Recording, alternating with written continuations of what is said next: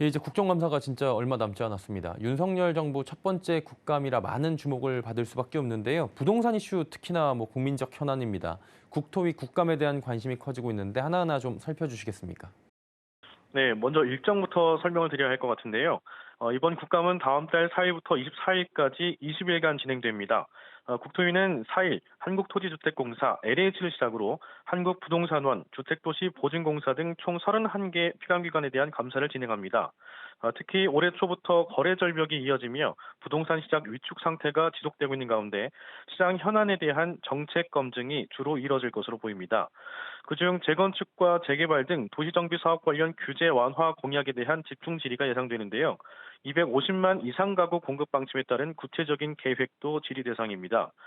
서울의 경우 도심 고밀 개발 등으로 인한 공급체계 관건이기 때문에 정비 사업 관련 규제 완화가 얼마나 이뤄질지가 관심입니다. 또 재건축 초과이익 환수제 등 이미 공약으로 내걸었던 완화 정책에 대해서도 시행 방식과 시점 등에 대한 논의가 예상됩니다.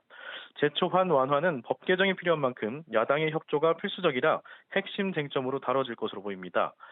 관련해서 조합원별 주택의 보유, 거주기간, 보유 목적 등 구체적인 사정이 반영되도록 관련 규정에 대한 논의가 필요하고 재건축 부담금에 대한 적용되는 10에서 50% 이상의 부과율이 적정한지 재건축 부담금 산정 시 부과율을 늦은 방식으로 적용하는 것이 적합한지에 대한 논의가 이뤄질 것으로 예상됩니다. 특히 재건축과 관련해선 일기 신도시에 대한 논란이 있지 않습니까? 지난달에 일기 신도시 재건축연합회가 대통령실, 국회 찾아서 이런 부분에 대한 목소리를 내기도 한 것 같은데요. 이 부분은 지금 어떻습니까? 네, 원희룡 국토교통부 장관이 지난달 16일 일기 신도시에 대한 마스터 플랜 수립 계획을 발표하면서 논란이 생겼었습니다. 당초 원 장관은 2024년까지 마스터 플랜을 완성하겠다고 발표를 했다가 임기 내 사업 착수 자체가 불가능하다는 지적 등 원성이 커지자 계획 수립을 앞당기겠다고 한 상태입니다.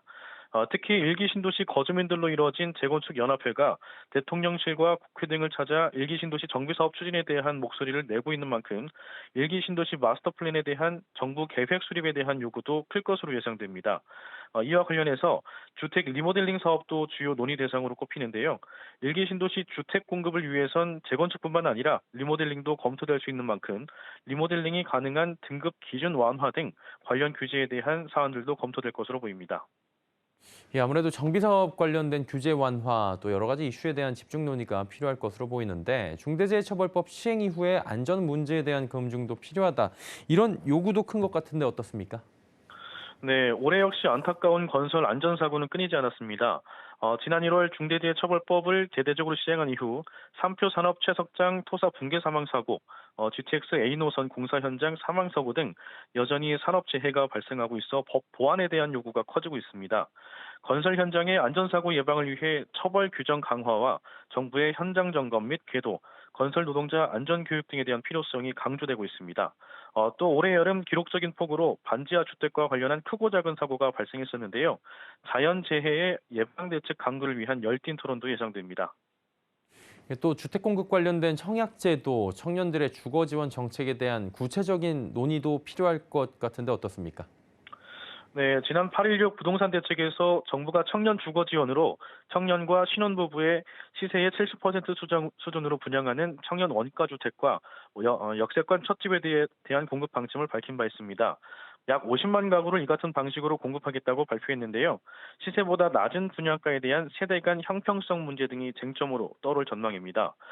또 주택 청약 제도와 관련해 잦은 규정 변경과 부적격 당첨 사례 발생 등 지속적인 문제가 발생하고 있어서 사전 검증 절차 마련이 필요하다는 의견이 제기되고 있습니다.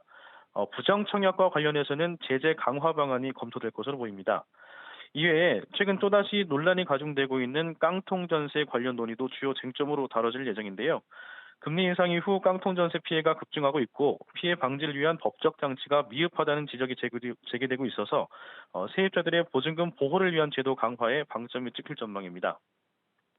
윤석열 정부가 들어선 이후에 첫 번째 국감인데요. 어떤 안정화를 위한 현실적 제도가 마련될지 이 부분을 좀 지켜봐야 될 것 같습니다. 부동산부의 설석용 기자와 함께했습니다. 고맙습니다. 감사합니다.